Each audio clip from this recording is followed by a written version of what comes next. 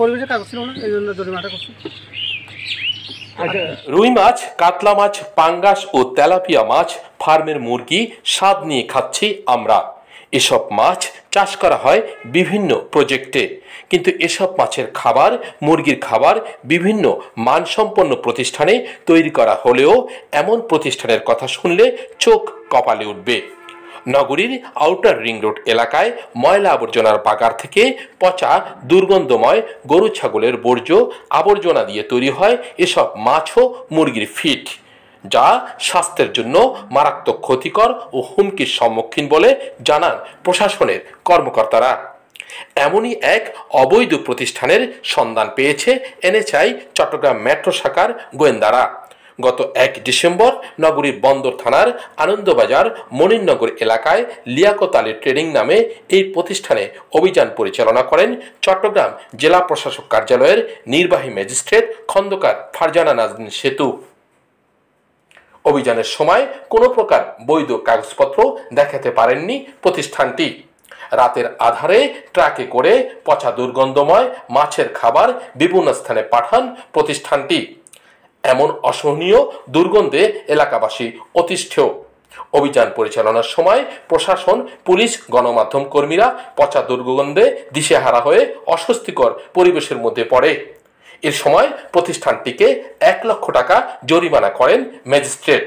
পরে মুসলিকার মাধ্যমে 1 মাসের মধ্যে বৈধ কাগজপত্র দেখাতে না পারলে প্রতিষ্ঠানটিকে সিলগালার কথা জানান প্রশাসন। আমরা প্রথমে এখানে আসছি, আসার পরে আমরা যখন আসছি তখন আমরা তথ্য নিয়ে আসছি, হুট করে চলে আসছি না, আসলাম রাস্তার মধ্যে আপনার এখানে তথ্য দেখলাম, নেমে গেলাম, আপনার চেক করলাম, তথ্য নিয়ে আসছি এবং এসে আপনাকে দেখিনি।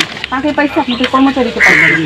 কর্মচারী দেখে এই যে আমার এখানে পরিবহনী আছে, এই যে আমাদের ডিডি এনএসআই প্রসিকিউটর আছে, ওনাদেরকে আমি জিজ্ঞেস করছি, ওনারা নিজে স্বেচ্ছায় মুখ থেকে বলছে এটা মাছের খাবার হিসেবে যায় এবং আমরা সবাই মিলে আপনার 2টো পর্যন্ত গিয়ে দেখে আসছি।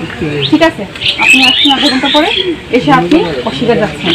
আমরা তথ্য আছে এবং আপনার এই কর্মীগুলো মুখের তথ্য বলছে যে এটা মূলত হচ্ছে মাছের খাদ্য হিসেবে যায় এবং আপনি আপনার যে লাইসেন্স অথবা যে পরিবেশ অধিদপ্তর থেকে সেটাও আপনার নাই।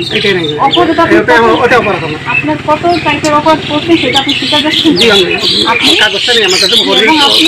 জরিমানা করছি এবং আপনি একটা মুসলাকা দিচ্ছেন।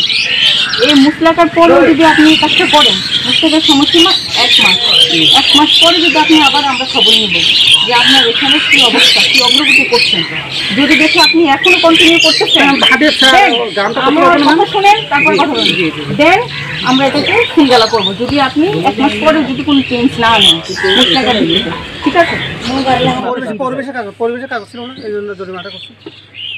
সমস্যাটা বলতে এটা ওনারা বলতেছে আমি মুরগি খাদ্য বানাচ্ছি, মাছের খাদ্য বানাচ্ছি, অথচ আমি ওইতে ওই বরিশাল অক্সিজেন কোম্পানিতে আমি দানা হাঁটা দিই আর কার্বন আর হাসিয়ে কিছু করি, পাউডার আছে, ওগুলো আমি বিভিন্ন রকম সার কম ওটা দিয়ে আমি একটা করার জন্য চেষ্টা করতেছি, মানে এখন শুরু করি নেই, ওই ইয়েতে আছে, মানে স্টার্টিংয়ে আছে, এখন এখন তো পরিবেশ এটা করা যাবে না, এটা জানতে পারলাম।